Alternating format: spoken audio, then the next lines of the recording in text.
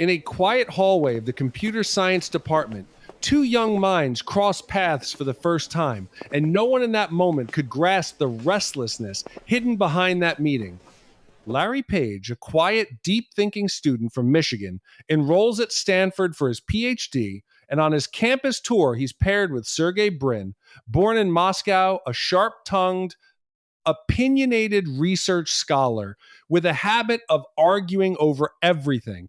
Their first encounter begins with disagreement, debate on every subject, friction over every idea. But within that very clash, an invisible understanding takes root, one that would go on to reshape the world in the years to come.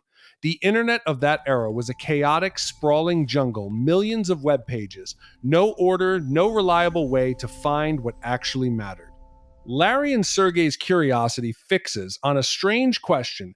Could the links between web pages reveal a page's true importance the same way a research paper's quality is measured by how often it's cited? From this idea is born an experiment they call Backrub, a search engine that doesn't measure popularity, but genuine relevance.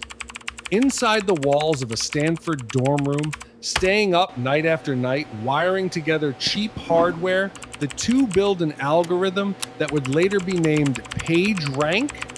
Campus bandwidth gets consumed so severely that university administrators start fielding complaints, yet neither of them slows down. One morning in September 1998 in Menlo Park, California, Sun Microsystems co-founder Andy Bechtolsheim listens to a pitch from these two students outside a garage, and before the meeting even ends, he writes a check for $100,000 made out to Google Inc., a company that on paper didn't even exist yet. From that very garage, a rented room in Susan Wojcicki's house, Google begins its journey with 4 employees and a server room crammed wall to wall into the garage. The company grows fast, but Larry and Sergey soon realize that technical brilliance alone can't run a billion-dollar company. Under pressure from investors, in August 2001, seasoned technology executive Eric Schmidt is brought in to lead the company, a decision that was hard for both founders to swallow at first, fearing their dream might slip into outside hands. But an unspoken balance forms between Schmidt, Page, and Brin, a triangle that would steer Google's direction for years to come. On the afternoon of the 19th of August 2004, the NASDAQ Stock Exchange stirs as Google launches its IPO. And not through a traditional process either, but through an unusual Dutch auction system that catches Wall Street's old guard off guard. The company's valuation begins climbing relentlessly from that day forward, and Google transforms from a mere search engine into an empire. Gmail, Google Maps, the acquisition of YouTube, the birth of Android, each move feels like claiming a new world. But as the empire expands, dark corners begin to surface.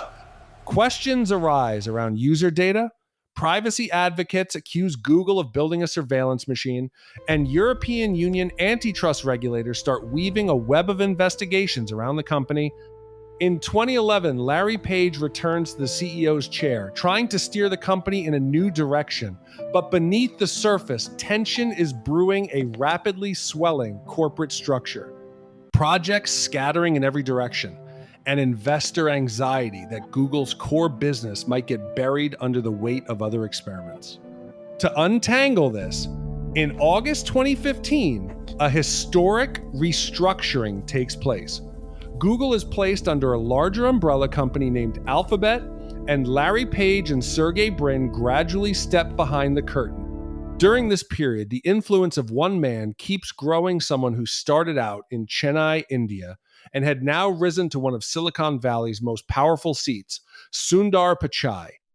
In December 2019, Sundar Pichai is named CEO of both Alphabet and Google, marking the moment in the company's history when its founders stepped back completely. But this transfer of power doesn't ease the challenges. The U.S. Department of Justice files a lawsuit against Google for maintaining a monopoly, alleging the company deliberately crushed competition in the search engine market. Heavy fines land in Europe, employees attempt to unionize, and voices from within argue that the company whose founding motto was once "Don't be evil" has become a massive, opaque corporate machine. In the race for artificial intelligence, Google finds itself at a new crossroads where its own research, the transformer architecture, becomes the very weapon other companies use to leap ahead of it, forcing Google into a new battle, leaning on its own subsidiary, DeepMind.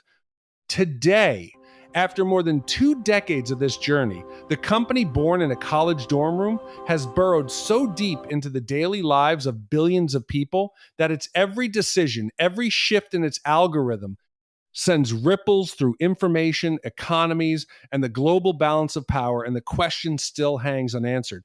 Is this empire still the shadow of 2 students' original dream? Or has it become a force that has outgrown itself, one that no one can fully comprehend anymore?